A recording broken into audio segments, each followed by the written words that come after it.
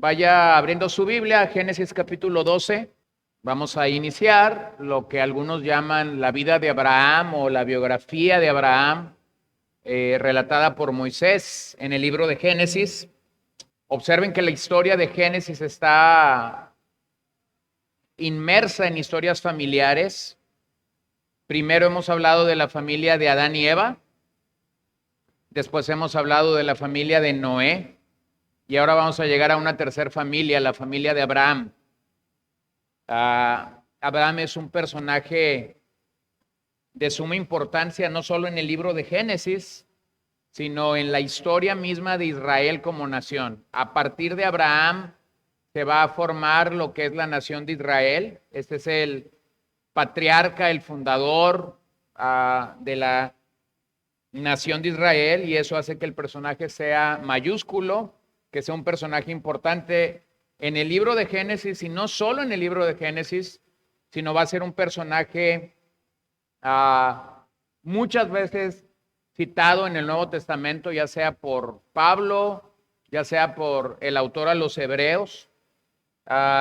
Entonces es un personaje grande, es un personaje con muchas lecciones hacia nuestras vidas cuando podemos reflexionar en cómo Dios obró en la vida de Abraham.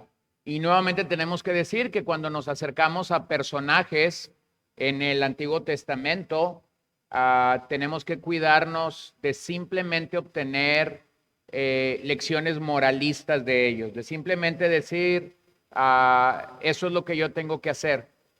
La verdad es que cada personaje del Antiguo Testamento, como cada personaje de la Biblia, debería llevarnos a pensar en el Dios de Abraham, cómo Dios actuó en la vida de Abraham y cómo Dios puede actuar en nuestras vidas. El final de Hebreos 11, 27 al 32 ha introducido a Abraham.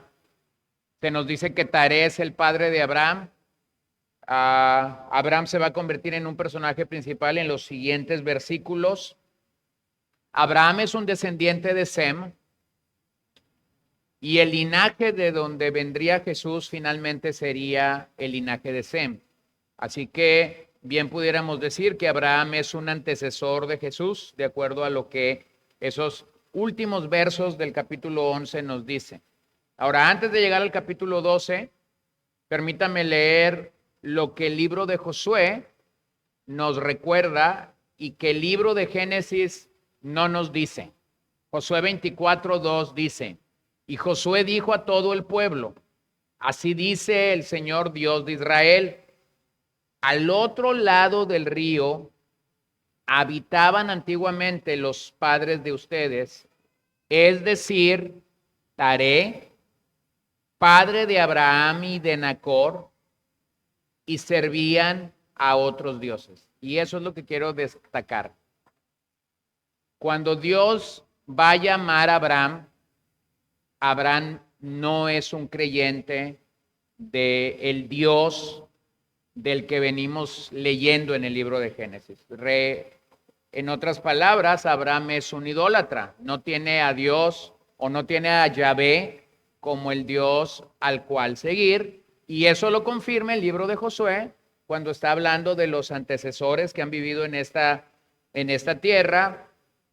Pudieras pensar, bueno, pudo haber muchos Tarés, sí, pero sería mucha coincidencia que tuviera dos hijos que se llaman Abraham y Nacor, y que la genealogía de Génesis 11 apunta a ellos. Así que prácticamente lo que podemos decir de Josué es que tanto Taré como Abraham y Nacor servían a otros dioses. Así que en ese marco es que yo voy a llegar a Génesis 12, porque ese pasaje nos ayuda a comprender que realmente Abraham descendía o procedía de una familia idólatra. Fue en esa condición que Dios lo llamó. Entonces, ¿por qué estoy haciendo conexión con esto? Bueno, por una razón, porque eso sirve de contexto para llegar a Génesis 12, pero segundo, porque esa es nuestra historia. Dios no nos llama siendo cristianos. ¿Te has dado cuenta de eso? Dios no te llamó siendo un santo. Cuando Dios te llamó, realmente tú eras un idólatra, yo era un idólatra.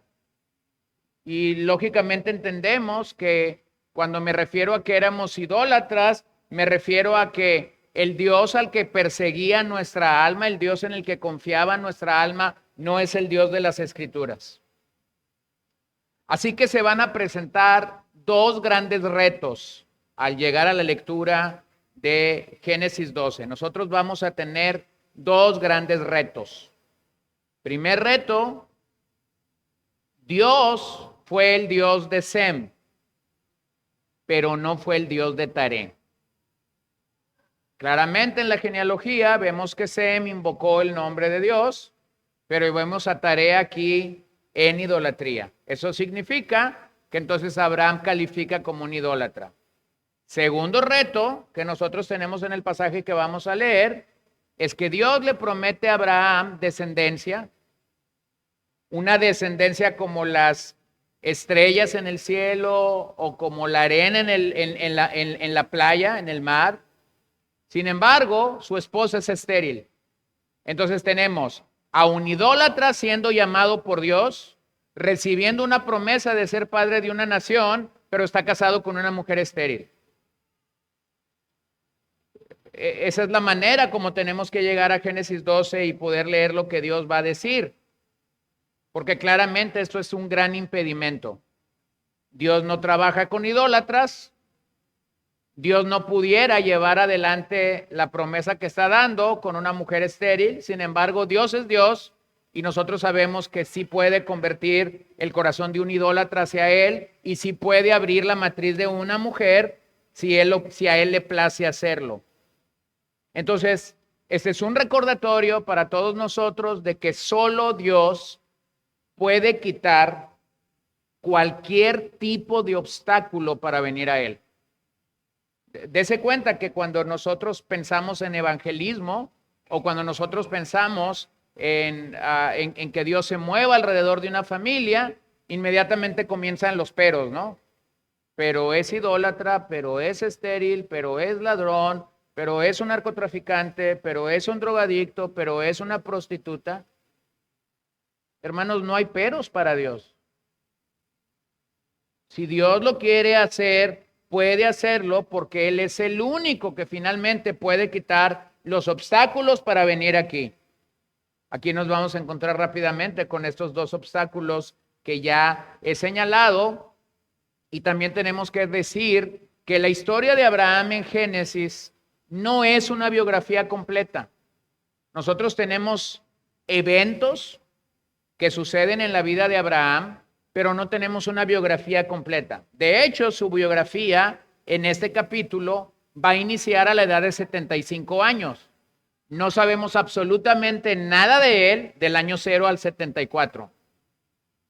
Entonces, erramos cuando pensamos que lo que Génesis nos está dando es una biografía de Abraham, porque la realidad es que no tenemos una biografía de Abraham. Tenemos una serie de eventos alrededor de la vida de Abraham, de sus hijos, de sus nietos, y el elemento principal de esa narrativa que tenemos es que Dios le va a hacer una promesa a Abraham.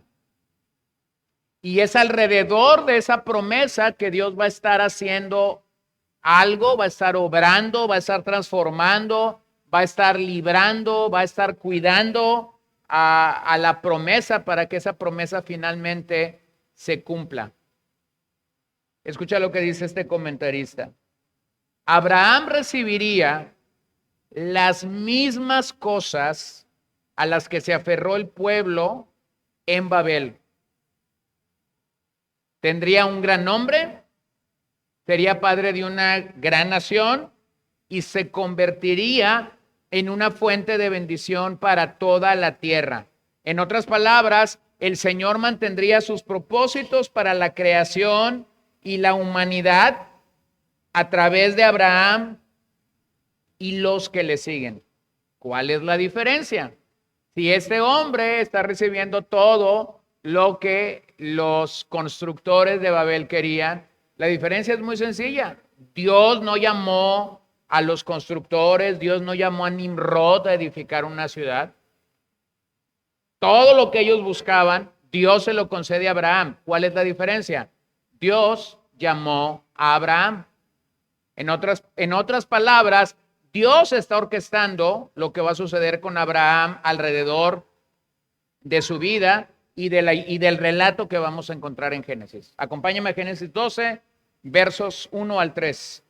Y el Señor dijo a Abraham: vete de tu tierra, de entre tus parientes y de la casa de tu padre a la tierra que yo te mostraré. Viene la promesa: haré de ti una nación grande y te bendeciré. Engrandeceré tu nombre y serás bendición. Bendeciré a los que te bendigan y al que te maldiga maldeciré. En ti serán benditas todas las familias de la tierra. Bueno, esta es una promesa maravillosa. Esta es una promesa que dio origen a la nación de Israel en el día de Abraham, a partir de Abraham. Esa es una promesa que los israelitas como pueblo han seguido, han perseguido, que los israelitas como nación han tenido como objetivo, pero tenemos que ser muy objetivos en dónde esa promesa se cumple finalmente. Esa promesa se cumple finalmente en la persona de Cristo.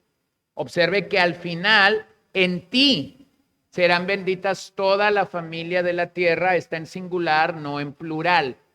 Eso no apunta terminantemente a que es en la nación de Israel, sino apunta a una sola simiente que es Cristo. Cristo es la simiente de Abraham. Cristo es el heredero de esta promesa. Cristo es quien va a dar cumplimiento final a esa promesa, de tal manera que el día de hoy no necesito ser del linaje étnico de Israel para ser bendecido. Esa es la razón por la que el evangelio puede ser compartido en China, y si un chino cree, entonces esta promesa es cumplida en él. Si un africano cree en el evangelio, entonces esta promesa es cumplida en él. Vean que no tiene que ver entonces con el Israel étnico, tiene que ver con el alcance del evangelio en la persona de Cristo.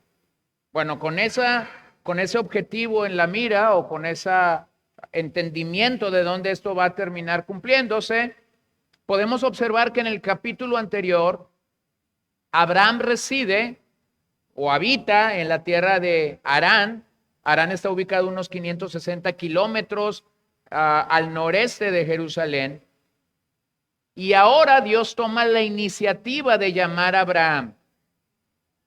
Eso es interesante porque ya mencioné que Dios se ha movido en la familia de Adán y Eva, la familia de Noé, y ahora lo va a hacer a través de la familia de Abraham. Y en los tres casos, Dios ha sido quien ha tomado la iniciativa. Cuando Adán y Eva pecaron, Dios vino y confrontó su pecado. Después Dios vino y le dijo a Noé que hiciera un arca. No es Noé preparando un arca, no es Noé diciendo: yo me apunto, Señor, yo quiero ser el heraldo, o yo quiero ser el proclamador del evangelio, el pregonero de justicia en el día donde él vivía. No, no es así. Es Dios quien está llamando, confrontando a Adán y a Eva con su pecado. Es Dios quien los formó, claramente. Luego es Dios quien llama a Noé para hacer su arca. Y ahora es Dios quien está llamando a un idólatra. Dios lo está haciendo. Dios es quien está tomando la iniciativa en el caso de estas tres familias. Es interesante que Dios está llamando al hombre antes que él venga a él, y recibe un llamado a andar por fe y no por vista. Hermanos, la historia de Abraham entonces es la historia de cualquiera de nosotros. Somos idólatras, Dios nos llama, nosotros creemos por gracia, por fe, para gloria de su nombre, y cuando eso sucede, se nos llama a andar por fe y no por vista. Esta es la historia de Dios salvando a un pecador. Esta es nuestra historia, no solamente es la historia de Abraham, esta es nuestra historia.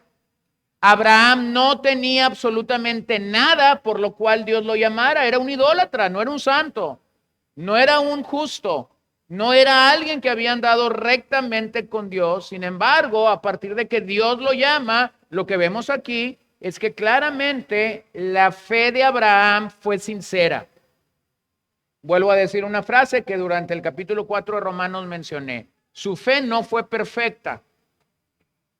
Tuvo altas y bajas. Pero lo que no podemos decir es que su fe haya sido hipócrita. Abraham tuvo una fe sincera. Hermanos, vamos a tener la capacidad y la posibilidad en el Señor de tener una fe no perfecta, pero sí una fe sincera, que sube y baja, que a veces está en el valle y a veces está en la montaña. Pero cuando encontramos a Abraham en el capítulo 12 de Génesis, el anciano aún no tiene hijos, tiene 75 años de edad. El evento de Abraham más o menos es unos 425 años después del arca o después del diluvio. Dios entonces entra en contacto con Abraham. De manera similar, sus revelaciones anteriores a Adán y a Noé, ahora Dios nuevamente se presenta a Abraham y le proporciona instrucciones, le da promesas e incluso le habla de sanciones. Escucha lo que Dios le dice: tú haces esto, yo haré esto. Tú haces esto, yo haré eso, yo haré esto. Ese es el patrón de los pactos en el Antiguo Testamento. Es lo que se conoce como un pacto condicional.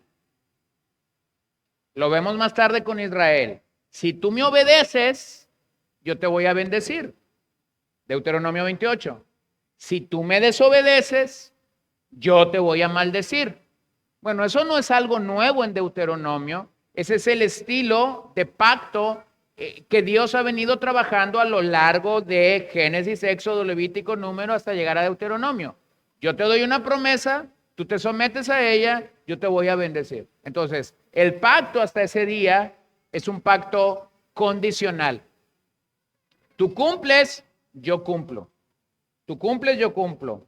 Así que aquí se le instruye a Abraham que se traslade al sur de la tierra de Canaán, prometiéndole que convertirá a su familia en una gran nación. Pero observe algo. Aun cuando Abraham ha recibido la promesa de parte del Señor, Abraham se tiene que poner en camino. Abraham tiene que comenzar a caminar y salir de su tierra, de su casa y de su parentela para ir a donde Dios lo ha llamado a ir. Hermanos, aun cuando tenemos promesa de que un día estemos en el cielo, no te puedes quedar sentado, tienes que perseverar y caminar. Aun cuando sabes cuál es tu destino final, tienes que entrenar todos los días. Porque si no entrenas todos los días, porque si no perseveraste, viviste simplemente con una seguridad falsa de lo que es el evangelio. Imagínate que Abraham dice: ya Dios me dio una promesa, voy a ser padre de una multitud, el Señor me va a bendecir, Dios no puede fallar en lo que ha dicho, porque yo tendría que irme, me quedo aquí.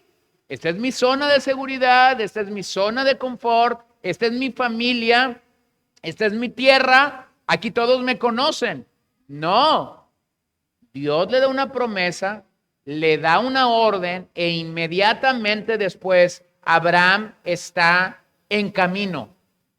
¿A dónde? ¿Quién sabe? Abraham solo recibió una dirección, pero él no tenía los detalles de ese viaje. No tenía las implicaciones finales. Dios no le dijo los problemas en los que estaría, las luchas en las que estaría, los enemigos que tendría, pero Dios le había dado una promesa. Él entonces no está en camino como parte de una migración, como parte de un cambio de ciudad o como parte de un cambio simplemente de territorio. Abraham está en camino como la cabeza de una familia que va a ser de bendición para otros. Repito eso.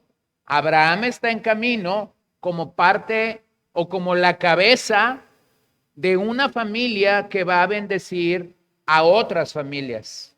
Así que la salida de Abraham de Ur de los Caldeos funciona como un anticipo del Éxodo, donde Israel va a salir de Egipto por la misericordia de Dios, tal como Abraham sale de Ur de los Caldeos por la misericordia de Dios. Y muchos años más tarde, el autor de los Hebreos va a decir esto de Abraham. Hebreos 11:8. Por la fe Abraham, al ser llamado, obedeció, saliendo para un lugar que había de recibir como herencia. Y eso me encanta porque el autor es muy descriptivo. Y salió sin saber a dónde iba. Salió sin saber a dónde iba. Observa que Abraham obedeció. Porque claramente la obediencia es práctica. Ninguno de nosotros puede decir que es obediente si cuando realmente recibe una orden o recibe una indicación, va a desobedecer. Los que somos padres lo entendemos claramente. Tú le dices al hijo, haz esto, y a la vuelta de unos minutos, tú quieres ver el resultado de eso que hizo el hijo, y resulta que el hijo tuvo una mejor idea que tú.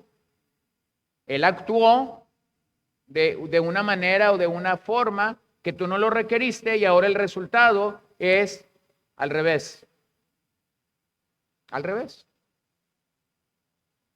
Yo le platicaba a un grupo de pastores con los que me reúno una vez por mes el lunes, que en alguna ocasión cuando mi hija mayor estaba muy chica y yo estaba leyendo para ella en las noches, leímos la historia de un capitán en un portaaviones, en un buque que servía para que aviones bajaran ahí en la Segunda Guerra Mundial. Y en esa historia simplemente el capitán dio la orden de que 5 soldados se lanzaran al piso. No les dijo por qué, pero simplemente dijo, láncense al piso. 3 decidieron no obedecerlo y 2 decidieron obedecerlo. Los 2 que decidieron obedecerlo vivieron para contarla. Los otros 3 murieron. Había un avión descendiendo que no estaban esperando. La orden era clara, tírense al piso. Y entonces después de que leímos esa historia, por algunas ocasiones, yo le decía algo a mi hija y cuando ella no lo hacía, y ambos nos dábamos cuenta que no lo hacía, ella me decía, ya me hubiera muerto. Observen aquí a Abraham, al ser llamado, obedeció. No hay un razonamiento con Dios. No hay una racionalización con Dios. ¿Saben por qué nosotros no avanzamos espiritualmente a la medida que Dios quisiera que avanzáramos? Porque nosotros racionalizamos lo que Dios nos dice.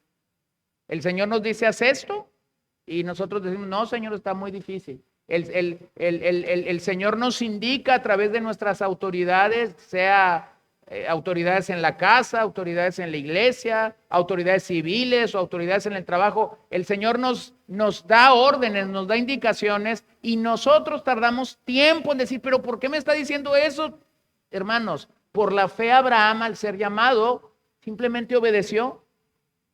El hombre no tenía un GPS, el hombre no tenía una brújula, el hombre no tenía una agenda de cómo Dios lo haría y de cuándo finalmente él sería heredero de esa tierra. Ahora tú y yo sabemos que Abraham estuvo simplemente como visitante en esa tierra, pero nunca poseyó esa tierra. Van a ser sus descendientes los que van a poseer esa tierra.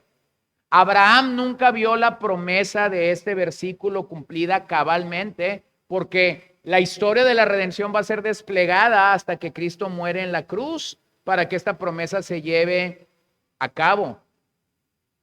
Observen que también Dios promete una bendición a aquellos que van a bendecir a la familia de Abraham y una maldición a aquellos que se opusieran a él. Esta era una promesa de Jehová. Él cumpliría de inmediato a través de la interacción de Abraham con los egipcios más adelante en este capítulo. Allí inmediatamente, en el primer encuentro que Abraham y Sarai van a tener en Egipto, viviendo en Egipto, aunque el faraón era un pecador, va a tener la idea clara, este hombre es bendecido por Dios. Si yo me le atravieso, voy a ser maldecido. También Jehová promete bendecir a todas las naciones de la tierra a través de Abraham y su semilla, singular, no plural, y su simiente y su semilla. Tales promesas son relevantes y son preciosas para aquellos de nosotros que hemos sido beneficiados de esa bendición, incluyendo nosotros que estamos leyendo el día de hoy Génesis 12:3. Nuestra conciencia de la presencia de Dios ha debilitado nuestra comprensión de esta bendición. ¿Qué es una bendición? Hermanos, una bendición es un regalo que nosotros no merecemos. No sé si te das cuenta de eso. Pero cuando tú utilizas la palabra bendición, esto es lo que significa. Este es un regalo que no mereces. Cuando alguien dice, Dios ha querido salvarme, esto es una bendición. Sí, no mereces la salvación. Cuando alguien te invita a cenar y resulta que a la hora de pagar, esta persona te dice, yo voy a pagar, y tú vas pensando que simplemente la invitación es de aleluya, de cada quien pague la suya, y de repente esta persona saca la cartera y dice, no, yo voy a pagar. Hermanos, esa es una bendición. Te acabas de ahorrar los cientos de pesos que tú te puedas imaginar o saber qué sucede allí. Una bendición, entonces, es un regalo que no merecemos. Es la manifestación de Dios a nuestro favor, lo cual puede incluir dones que no merecemos, lo cual puede incluir favores que no merecemos. Así que Dios da como evidencia su amor y su favor, pero la bendición es más de lo que Dios da. La bendición es el vínculo del favor que une al pueblo de Dios con él. En este caso en particular, un pacto. Esta bendición que Dios está dando a Abraham se va a convertir en un pacto. Dios entrando en pacto con Abraham y diciendo, voy a hacer de ti esta gran nación, te voy a bendecir. Ahora, vean cómo en el libro de Génesis estamos encontrando cosas que están sucediendo que debemos de entender. Cuando el hombre pecó en Génesis 3, Dios descendió al jardín para maldecir al hombre. Pero ahora Dios está descendiendo a la tierra de un idólatra, le está dando una palabra y le está declarando una bendición. Una bendición que va a quitar completamente la maldición de Génesis 3 en el cumplimiento final de esa promesa. ¿Cuándo esa promesa se va a cumplir finalmente? ¿O en quién se va a cumplir finalmente? En Cristo. No en Israel como nación, en Cristo. En Cristo esa promesa va a ser una realidad. Va a tener que esperar una buena cantidad de siglos, pero finalmente esa promesa se va a cumplir en Cristo. Así que por medio de Abraham Dios va a levantar una nación que va a tener la encomienda a lo largo del Antiguo Testamento de proclamar, de anunciar, de cantar, de profetizar la palabra de Dios, como lo quiera llamar.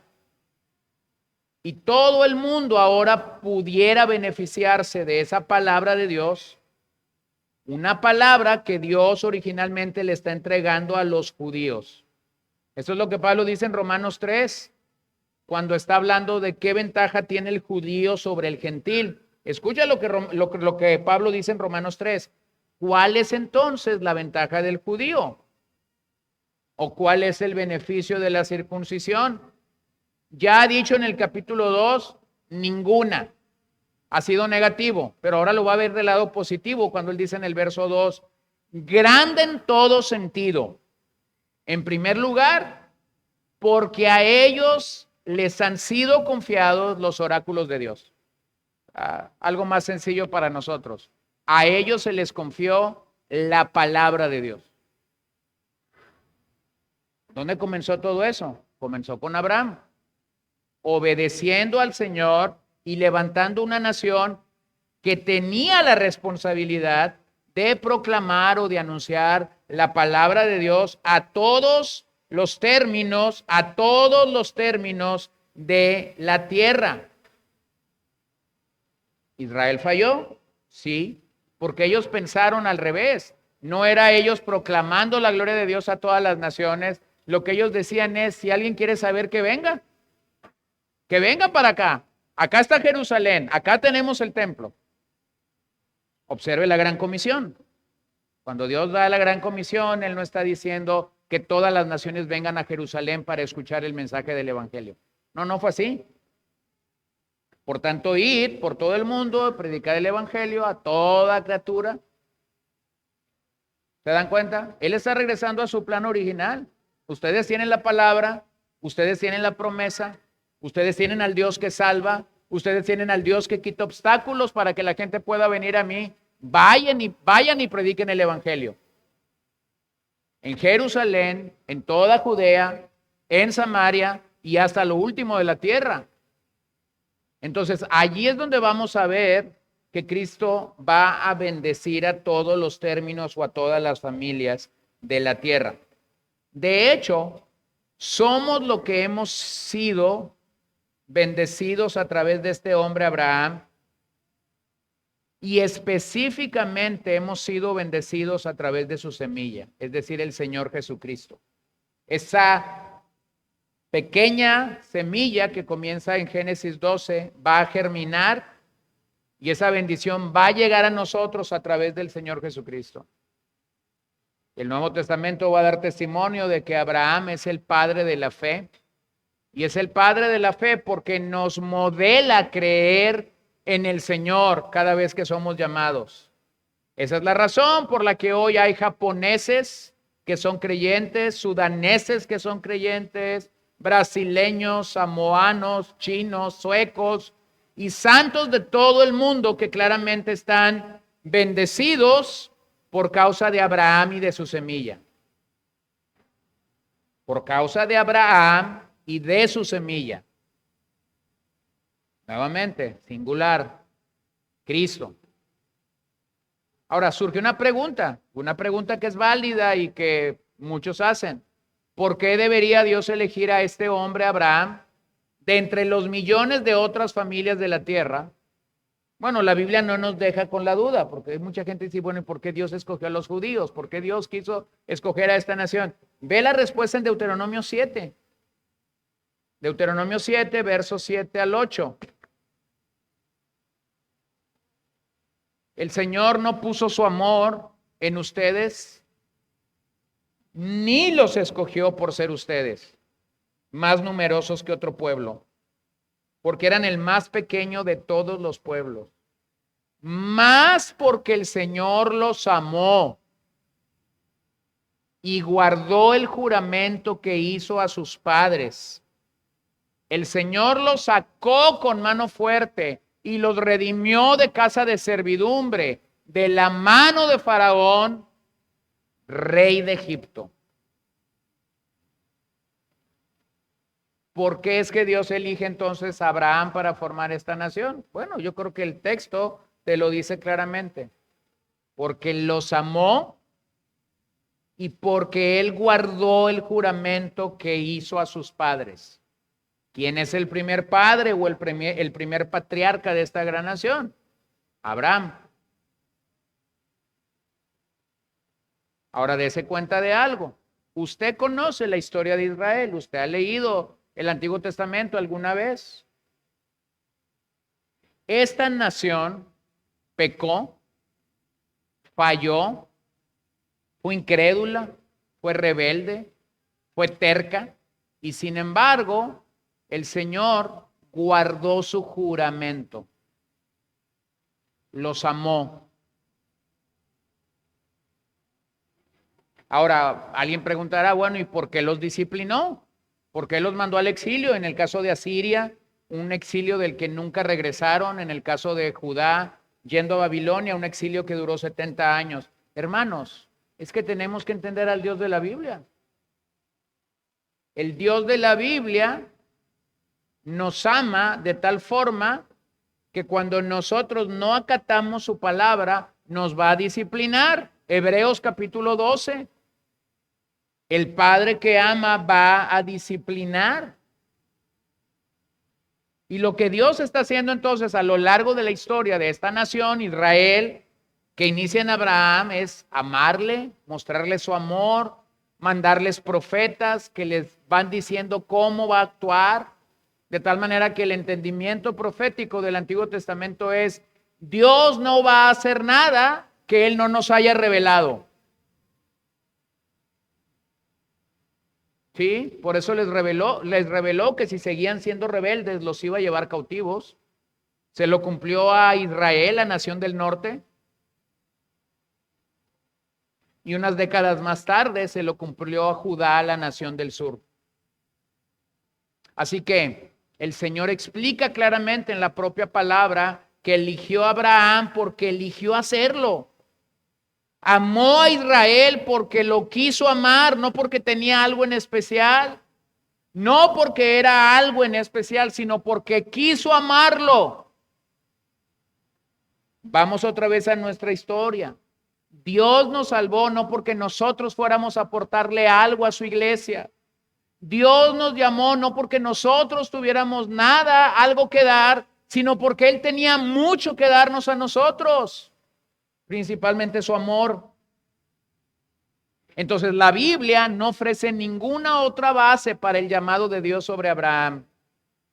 La Biblia no explica por qué las bendiciones generacionales siguieron a los descendientes de Abraham. Y eso simplemente nos recuerda del Dios soberano al que tú y yo servimos.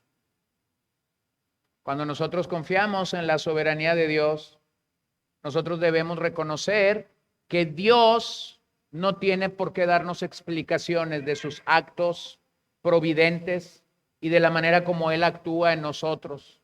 Dios no tiene que darnos, Dios no tiene que explicarnos sus decretos eternos. En otras palabras, Dios no tiene que explicarnos por qué a ti te salvó hace 30 años, pero a tu padre o a tu esposo no lo ha salvado. Dios no tiene por qué explicarnos ese tipo de cosas. Dios no tiene que explicarme por qué mido 1,79 o por qué nací pesando un poco más de 3 kilos o posiblemente tú naciste pesando un poco más de 4 kilos. Dios no tiene por qué explicarnos. Acompáñame al verso 4. Entonces Abraham se fue, tal como el Señor le había dicho, y Lot se fue con él. Abraham tenía 75 años cuando salió de Harán. Abraham tomó a Sarai su mujer y a Lot su sobrino y todas las posesiones que ellos habían acumulado y las personas que habían adquirido en Harán. Y salieron para ir a la tierra de Canaán, y a la tierra de Canaán llegaron. Abraham atravesó el país hasta el lugar de Siquem, hasta la encina de More. Los cananeos habitaban entonces en esa tierra. El Señor se apareció a Abraham y le dijo: a tu descendencia daré esta tierra. Hasta ahí el GPS tiene el punto rojo o azul, ya no sé. Llegó a donde Dios le dijo que va a ser el lugar donde su descendencia va a habitar. Observen, no sabemos cuánto tiempo peregrinó, no sabemos cuánto tiempo él hizo de Ur de los Caldeos a este punto, pero hasta ese momento Dios le dice: esta es la tierra que voy a dar como herencia a tu descendencia.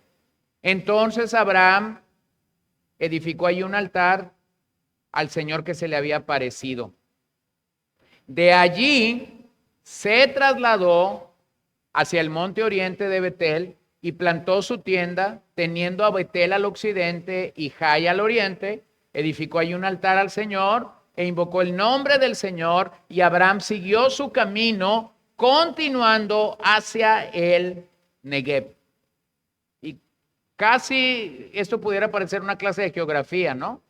Simplemente observa que hay ciudades que en el futuro del Antiguo Testamento alguien importante va a vivir, alguien importante va a pasar por ellas, o ciudades que van a ser tomadas en el día de Josué al entrar a la tierra prometida. Y aunque pudieran parecer irrelevantes cuando estamos leyendo de ellas aquí, realmente Dios no pierde esos detalles para decirnos claramente la forma como Él se va a mover. Entonces descubrimos de inmediato que Abraham era un hombre de fe. ¿Cómo lo sé? Porque obedeció a Dios. ¿Cómo tú y yo sabemos que cierta o cual persona es un hombre o una mujer de fe? Bueno, la fe no se mide, ciertamente. No es como que puedo poner un aparato como la presión y que te va a indicar cómo está tu presión. O no podemos poner un aparato que diga la fe de este hermano está al 20%, la fe de este hermano está al 50%, la fe de este hermano está al 80%. Ojalá, pero no lo hay. No lo hay. ¿Cómo sé que una persona tiene fe? Sencillo, obedece a Dios.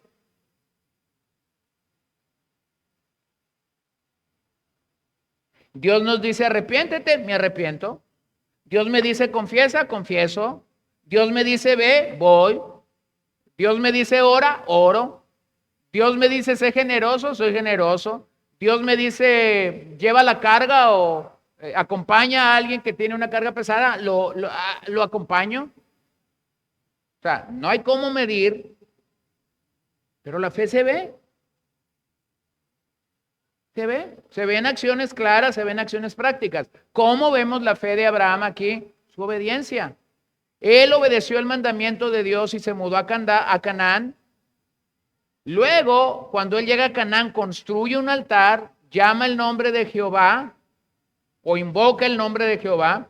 Y observen eso, se nos dice por 2 veces en este capítulo que Abraham invocó el nombre de Jehová. El mismo vocabulario que se usa en Génesis 5 para hablar de el linaje de Set. Por aquellos días, dice Moisés en el capítulo 5, el hombre comenzó a invocar a Dios. Bueno, ahora tenemos a otro hombre, es Abraham, que está construyendo altar y del cual se está diciendo que está invocando el nombre de Dios. Entonces, ¿qué es el viaje de Abraham? El viaje de Abraham es un viaje de fe.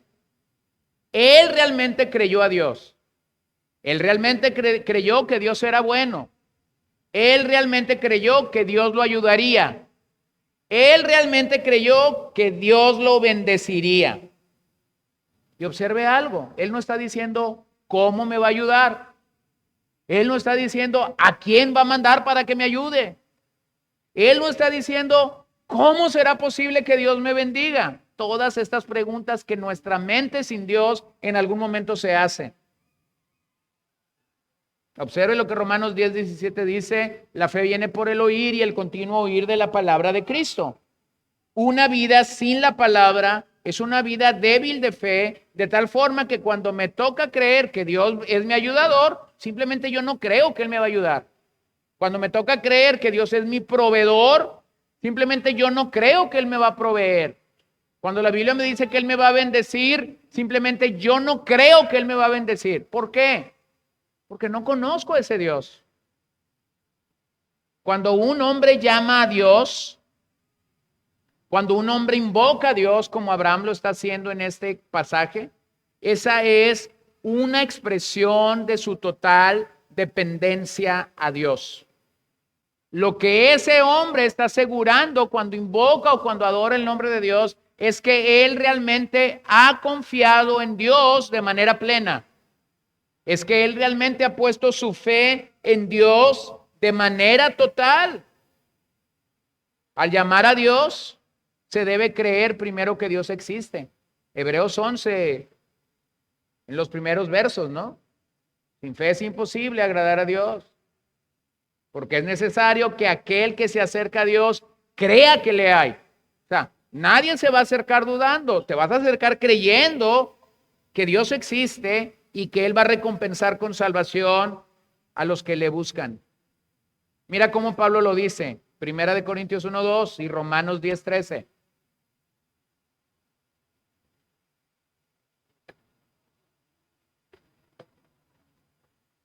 A la iglesia de Dios que está en Corinto, a los que han sido santificados en Cristo Jesús, llamados a ser santos, con todos los que en cualquier parte invocan el nombre de nuestro Señor Jesucristo, Señor de ellos y nuestro. Observa que en el día de Pablo la palabra invocar sigue destacándose. ¿Quién va a invocar a Dios? Aquel que cree que existe. Aquel que cree que Dios es el único que puede cambiar el rumbo de la vida.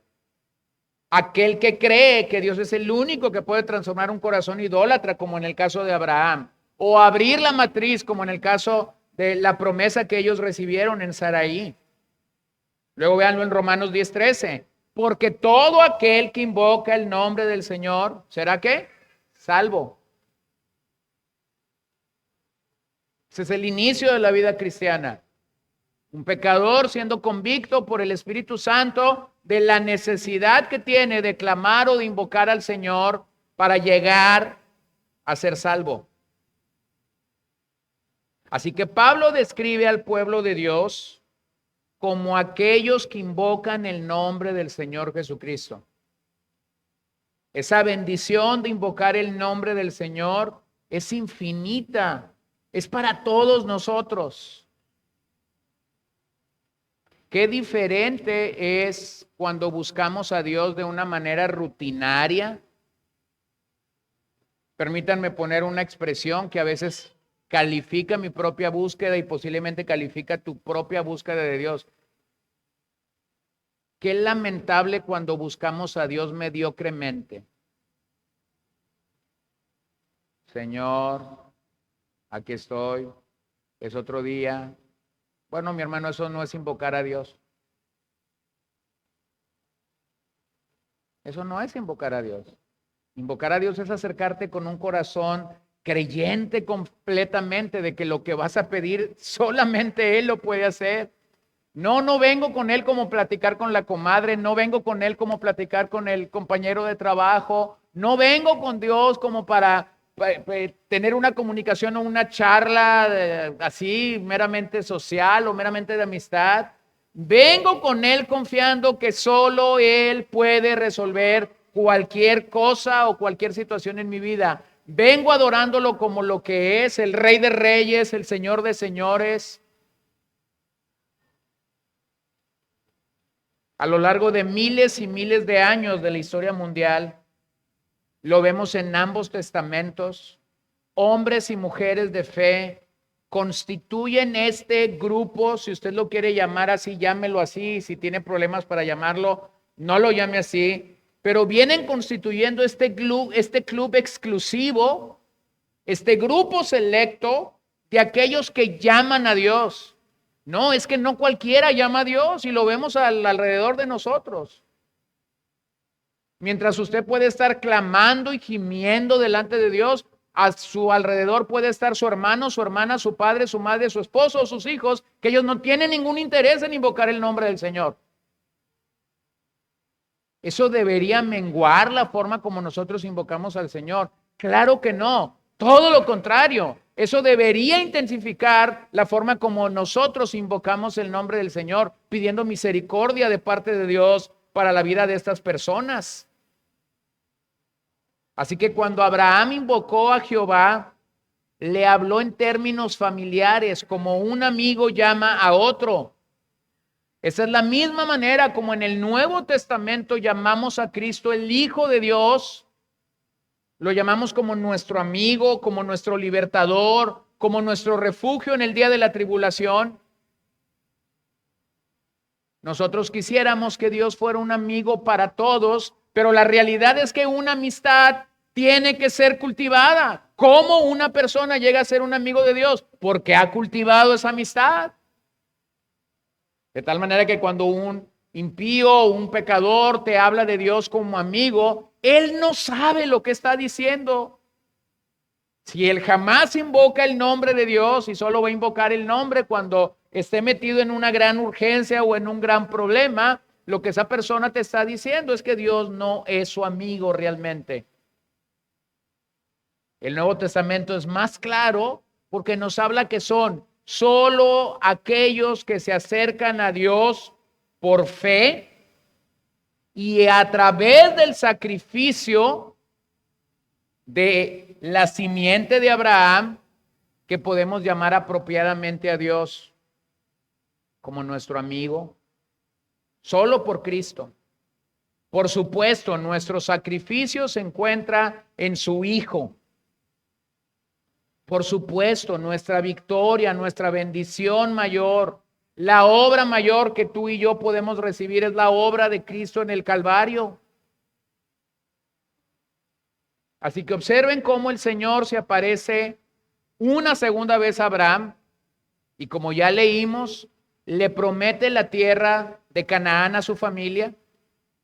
Todas estas promesas son importantes para nosotros el día de hoy, porque antes de que viniera Jesucristo, había muy pocas personas que tenían acceso al Padre, que tenían acceso a la palabra de Dios revelada, lo que nosotros llamamos la Biblia.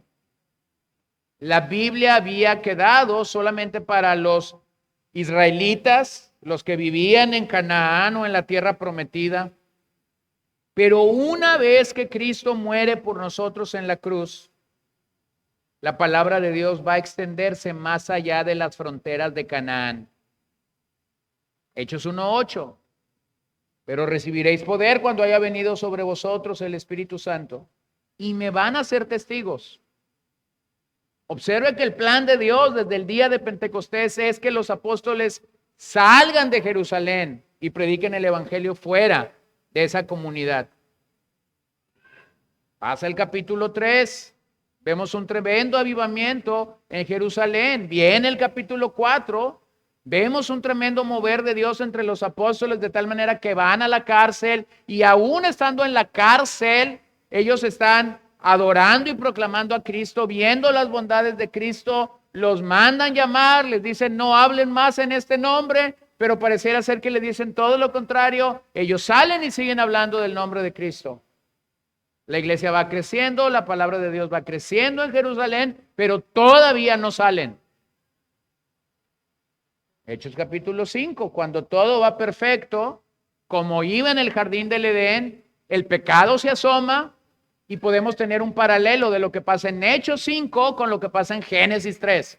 Es decir, cuando todo va bien, el pecado se asoma, el caso de Ananías y Zafira.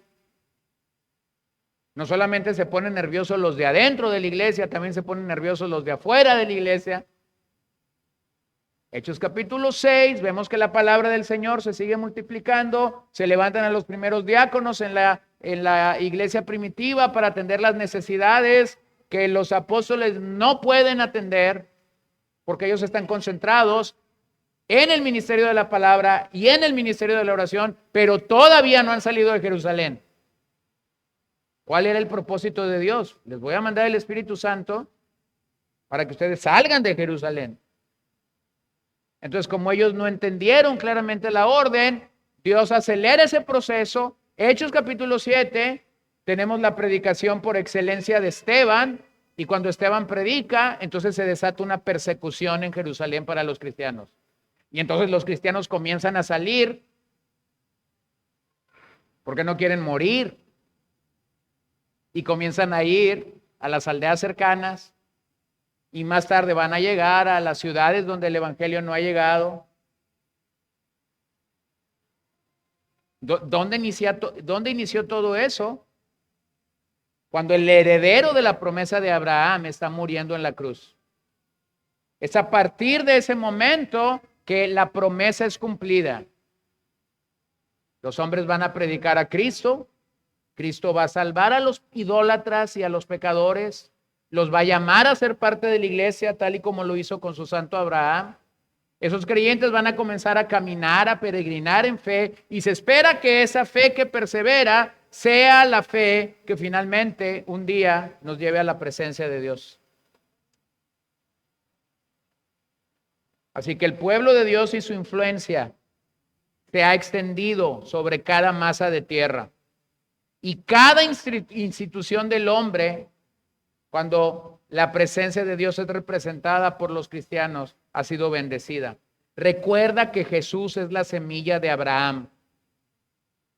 Y estas promesas se están cumpliendo en él. Mientras que la herencia de la tierra fue una pequeña fracción en las costas orientales del mar Mediterráneo, ahora estas promesas de bendición y de heredar territorio están yendo más allá de la región o de lo que conocemos como el Israel étnico. Mateo 5:5. Bienaventurados los humildes, pues ellos heredarán la tierra. ¿Qué van a heredar? La tierra. ¿Cómo sé que los justos, que los humildes, que los creyentes están heredando la tierra? Porque el evangelio sigue avanzando. Porque gente sigue yendo a predicar donde todavía el evangelio no ha sido predicado, y cuando la gente predica en estos lugares, entonces resulta que la gente se salva. Pero ¿por qué se están salvando? ¿Y por qué estos hombres están yendo a predicar? Porque la promesa de Dios a Abraham se sigue cumpliendo en la simiente de su hijo amado Jesús. Así que el que Abraham haya sido bendecido es, por lo tanto, la clave para que él fuera una bendición. Para que una persona pueda llegar a ser una bendición, primero tiene que ser bendecido. Yo no voy a ir a bendecir, tú no vas a ir a bendecir a nadie si antes tú no fuiste bendecido. Esa expresión a veces es común, ¿no? Ay, eres una bendición para mi vida. Sí, pero para que esa persona pueda ser una bendición a otros, es porque primero esa persona fue bendecida. En otras palabras, hermanos, usted no puede llevar agua dulce cuando en su interior nada más hay agua salada. Usted no puede ser un canal de bendición o de gozo para otros cuando en tu propio ser tú no has sido receptor de algo que Dios ha querido darte. Así que esto es un recordatorio de que seremos de bendición a otros solo cuando invocamos el nombre del Señor y solo cuando corremos tras el Dios que únicamente puede bendecirnos. Este Dios que llamó a Abraham es el Dios que puede bendecirlo, es el Dios que puede llevar adelante esta obra. Pero Abraham lo invocó, pero Abraham le creyó, pero Abraham se puso en marcha cuando Dios le dijo que se pusiera en marcha. Así que según Jesús en Mateo 5, los humildes, los mansos, heredarán más que Canaán. Observa que dice, van a heredar la tierra. No dice van a heredar Canaán. No dice van a heredar la tierra prometida. Van a heredar la tierra. A través de Jesucristo, la familia de fe de Abraham ahora se extiende por donde tú quieras. Por Canaán, por Arabia Saudita, por Irak, por Irán, por Japón, por Australia, por la Antártida. Obviamente este reino no se realizó instantáneamente. Han pasado años. El mensaje ha seguido siendo proclamado. Así que toma tiempo para que la semilla de mostaza se convierta en un gran árbol.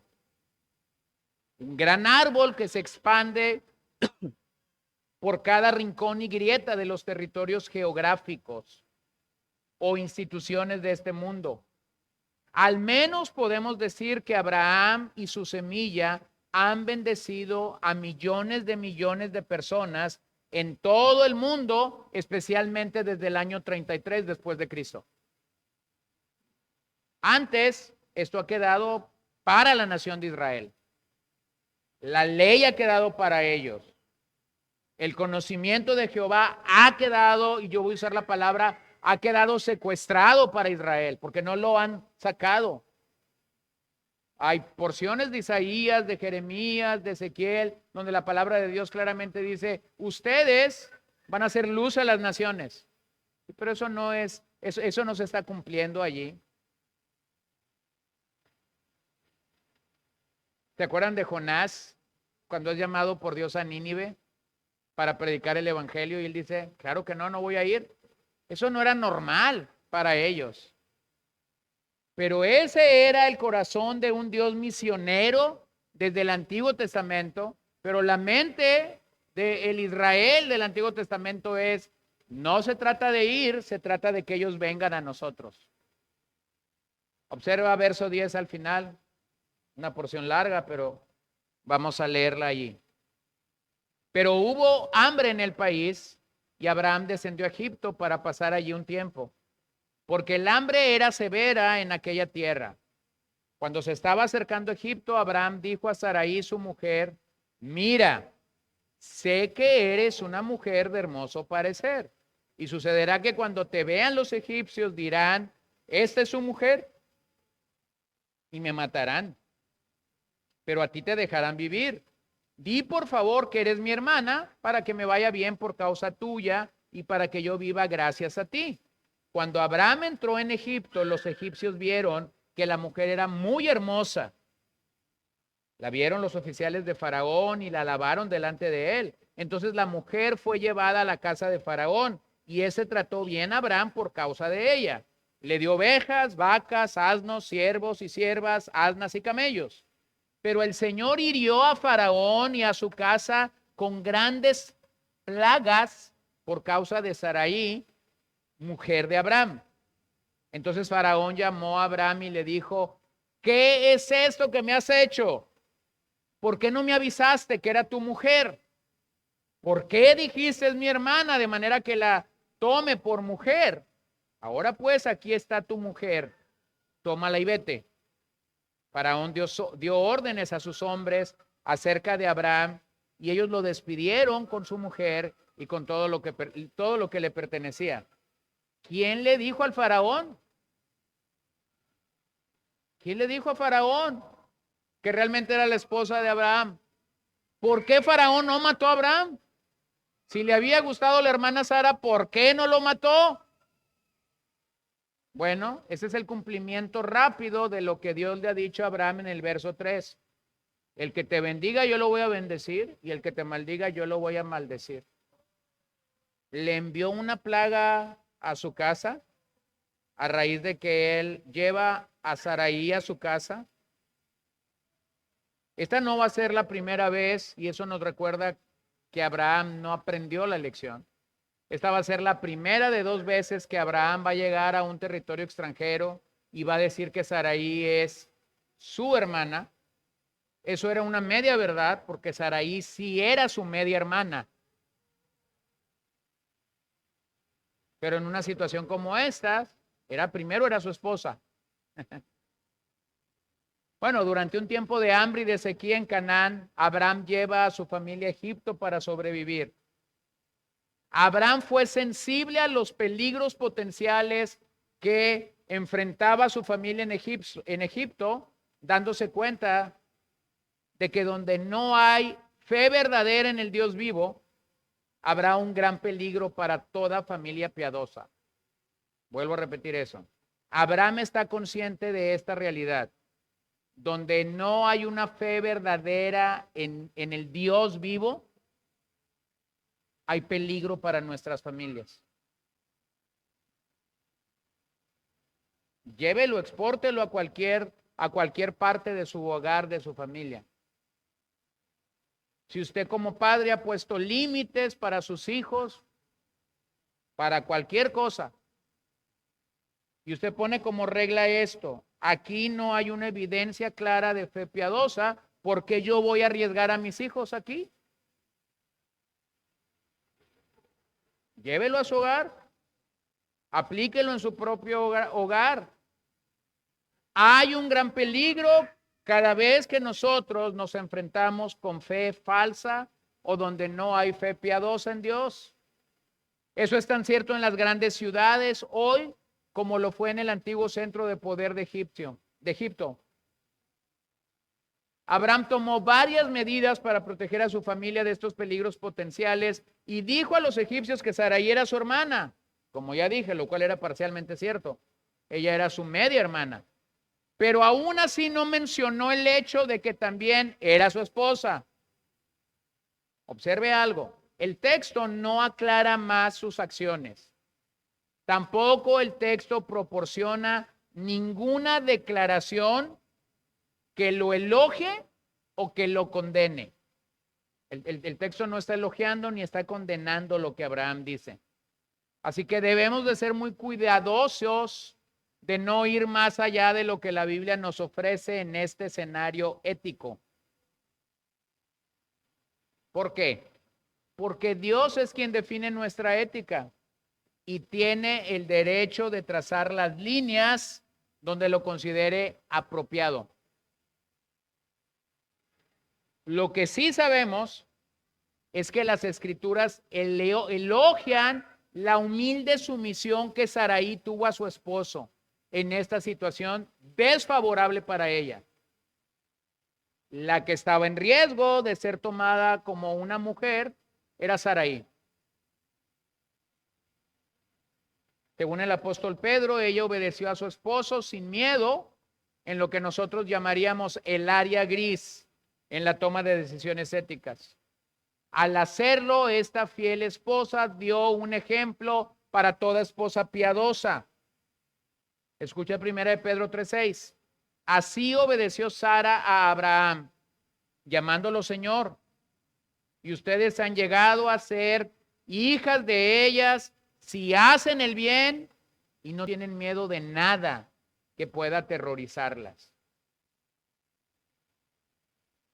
Bueno, Abraham, dentro del campo de la ética, Abraham llega a un punto de lo que se conoce como ética situacional.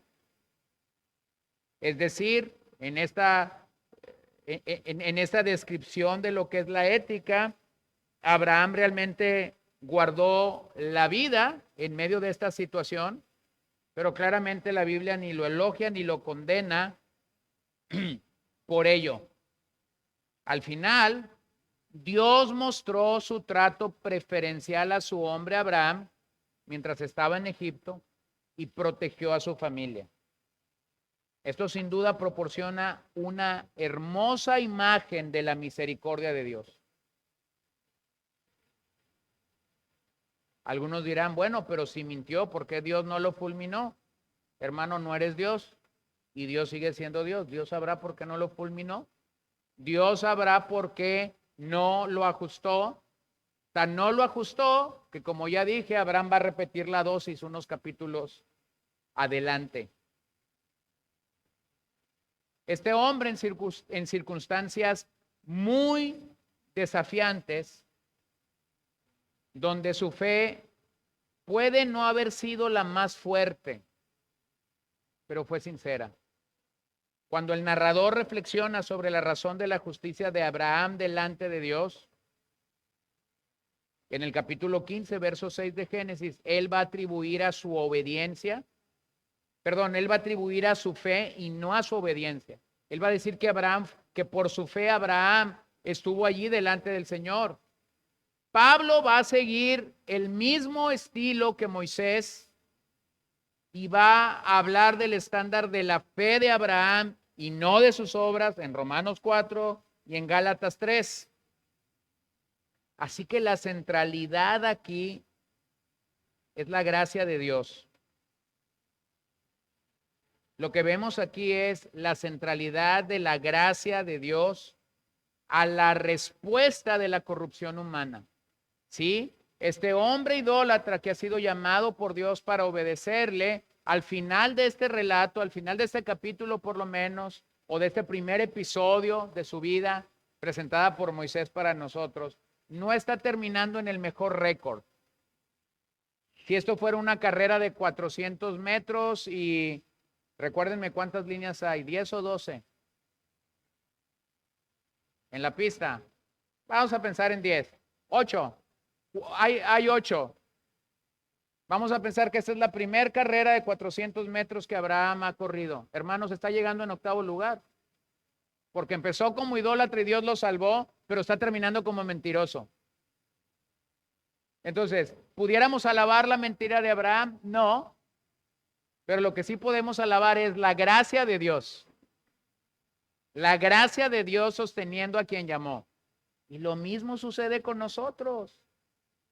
Cuando se trata de alabar algo bueno en nosotros, lo único que podemos alabar es la misericordia, la bondad, la gracia de Dios, la paz de Dios en nuestras vidas, la obra santificadora del Espíritu Santo en nosotros.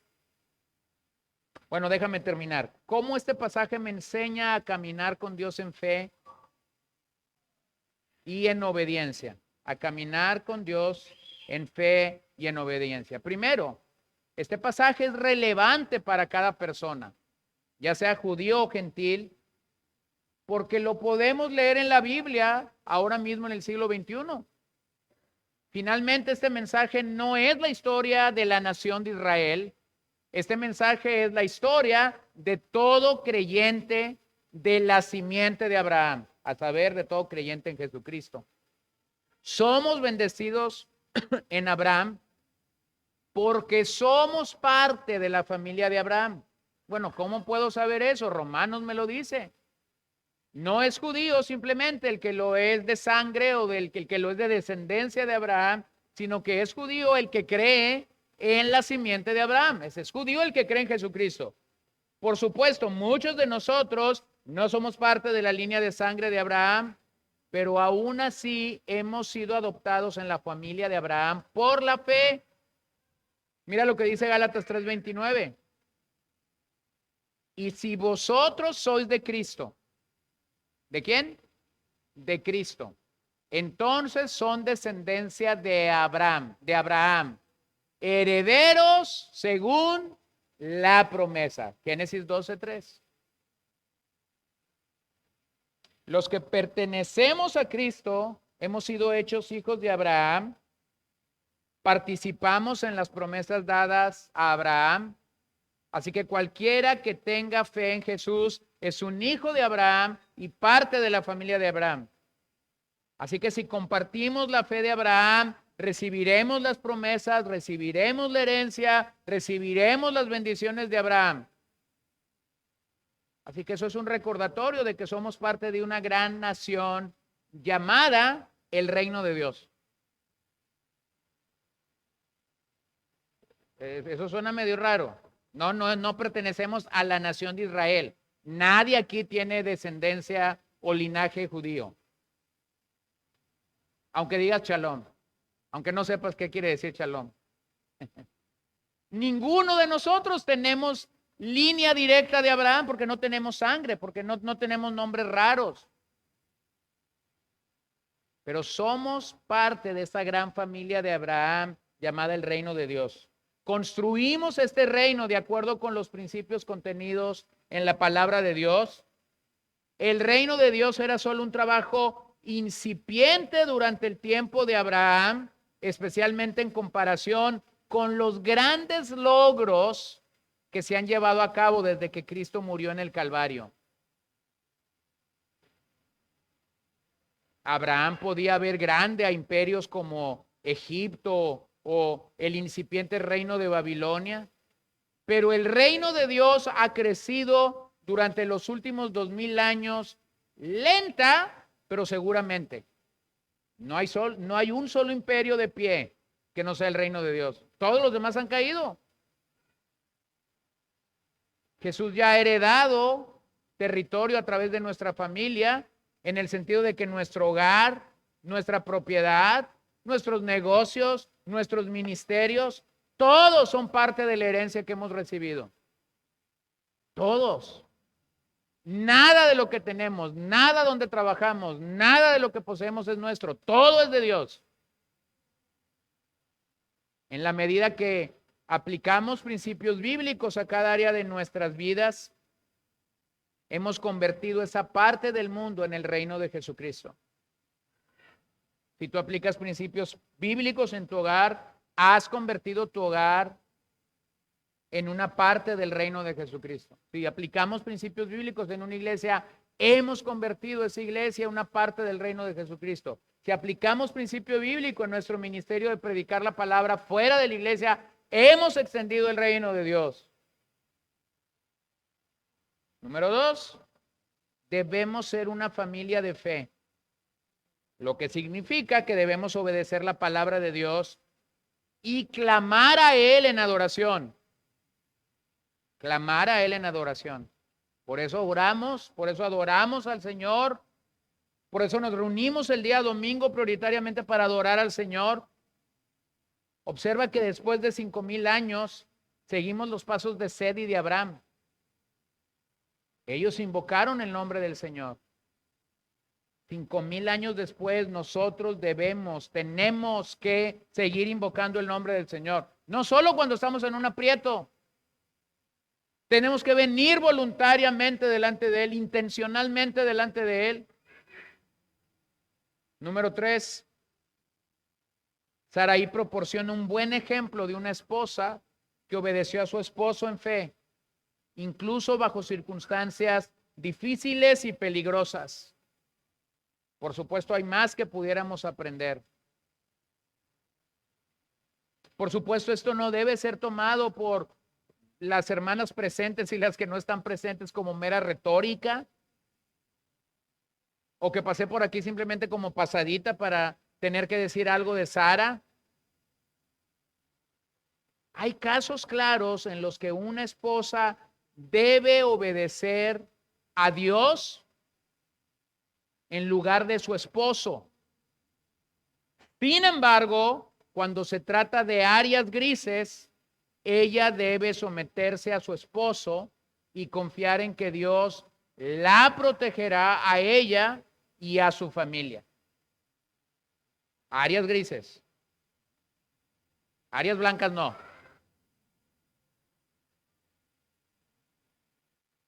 ¿Se acuerdan de aquella declaración de los amigos de Daniel en Babilonia? No nos rendiremos ante nadie que no sea nuestro Dios. No nos vamos a inclinar. No, la adoración de una esposa como la adoración de un esposo debería de estar muy definida. Mi búsqueda por Dios debería de estar muy definida. Eso no es un área gris entre la vida entre la relación de un esposo y esposa. Entonces tenemos que cuidar el detalle en el caso de Sara. Sara no sabía lo que Abraham estaba haciendo, por lo menos en la implicación que hay del pasaje, no lo podemos ver claramente. Se sometió, se rindió a lo que él hizo. Pero cuando un esposo va en contra de los principios de Dios, ese no es un tiempo para que la esposa se someta. Ese es un tiempo para que la esposa apele, hable y diga con su esposo: Dios llegó primero que tú. Esta es mi fe, esta es mi convicción, esto es lo que la Biblia me manda a mí. Es difícil, pero claramente es lo que el caso de Sara nos puede mostrar aquí. Así que, hermanos, tenemos el arranque o el inicio de la vida de un hombre, vuelvo a decirlo, que no es perfecto. No lo es. Abraham no es perfecto. Pero lo que el pasaje nos permite entender es que aún Dios está dispuesto a usar hombres imperfectos para su gloria por una sola razón. Porque Él lo llamó y porque Él está derramando su gracia sobre su vida. Señor, te doy gracias esta noche por tu amor. Te doy gracias por el testimonio de tu palabra que es firme, claro, constante a nuestras vidas. Señor, te damos gracias por el inicio de esta nación, a la cual permitiste que Abraham fungiera como ese patriarca, como ese iniciador de un gran mover tuyo. Gracias a los judíos tenemos la palabra de Dios, los oráculos de Dios, como Pablo nos ha dicho. Pero esa simiente y esa promesa se ha cumplido en Cristo. Y tú estás formando un reino a través de Dios para nuestras vidas. Tú estás formando un reino que va mucho más allá del Israel étnico, del cual somos parte nosotros y todo hombre y toda mujer que pone su confianza en ti. Señor, qué maravilloso es saber que la historia de la salvación no inicia con Abraham buscándote. Inicia con Dios llamando a Abraham siendo un idólatra en Ur de los Caldeos. Así que qué esperanza para nosotros, que no somos los mejor portados, que no somos los más santos. Qué esperanza para aquellas familias nuestras, Señor, que aún no han venido a ti en fe, de que un día puedan presentarse delante de ti porque tú los llames a la salvación. Así que yo oro alrededor de nuestras familias en esta hora. Aquellos que no son salvos, sálvales, Señor. Llámales, por favor. Y una vez que somos salvos, ayúdanos a caminar en obediencia y en fe. Ayúdanos a ponernos en marcha. Tú quieres que tu pueblo marche. Tú quieres que tu pueblo ande en fe. El pecado luchará y peleará ferozmente para detenernos. El pecado luchará ferozmente, se atravesará para que nosotros dejemos de andar. Pero tu orden sigue siendo la misma. Marcha. Así que te pedimos que podamos, como Abraham, responder en obediencia y en fe y podamos ponernos en marcha. Segundo, Señor, yo pediría que todos nosotros invoquemos tu nombre. Que no esperemos al domingo o al jueves para invocar tu nombre, sino que día a día podamos invocar tu nombre. Día a día podamos glorificarte, exaltarte en medio de nuestras tareas diarias, las labores en el hogar, la crianza de los hijos, la vida en el matrimonio, la vida laboral. Que todo lo que hagamos realmente te invoque y te glorifique. Líbranos de la contaminación actual. Líbranos, Señor, de comprometer nuestras convicciones y nuestros principios. Líbranos de vernos en estas situaciones donde yo pueda dudar de tu obra sobre mi vida.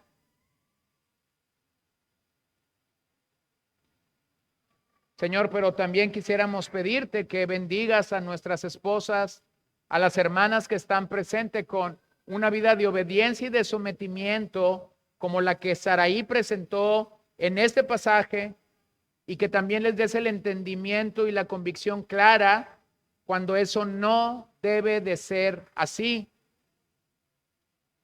En otras palabras, libra a mis hermanas de llegar a idolatrar a sus esposos de tal manera que ellas no puedan apelar en sabiduría y en gracia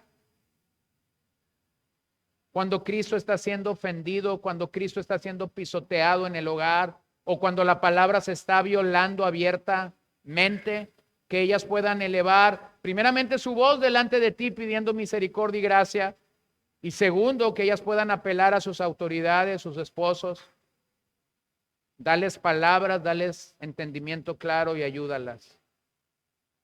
Y todos te pedimos, Señor, que tú nos llenes de un entendimiento firme y claro de lo que tú demandas de nosotros por tu palabra. Te damos gracias, Señor, por la bendición de esta promesa cumplida en Cristo Jesús para bendición de muchas familias, pero especialmente te quiero dar gracias por el cumplimiento de esta promesa en mi familia. En mi familia, Señor.